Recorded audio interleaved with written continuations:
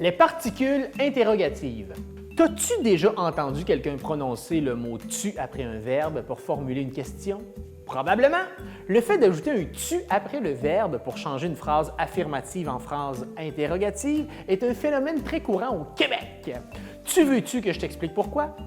En fait, tout a commencé en France, au 16e siècle. À cette époque, quand le sujet d'une question est à la troisième personne du singulier, on reprend ce sujet sous la forme d'un pronom, soit il ou elle, et on l'ajoute après le verbe.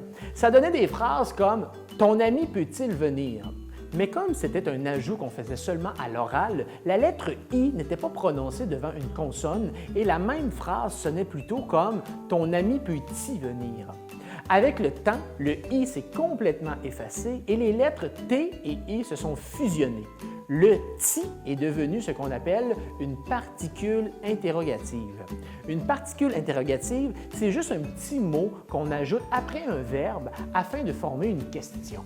Cette façon de faire a traversé l'Atlantique au 18e siècle, de sorte que le « ti » était également employé au Québec, jusqu'à ce qu'il se transforme en « tu » vers la moitié du 20e siècle.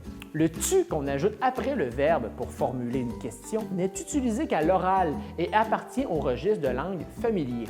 Donc, même si les Québécois et les Québécoises l'utilisent dans la vie de tous les jours, ils ne l'emploient pas dans toutes les situations.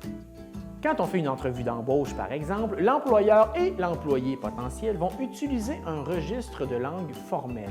Ils vont plutôt se vouvoyer et formuler des phrases comme « Avez-vous des questions? » plutôt que « T'as-tu des questions? » Enfin, la particule interrogative « tu » ne s'emploie pas dans n'importe quelle phrase.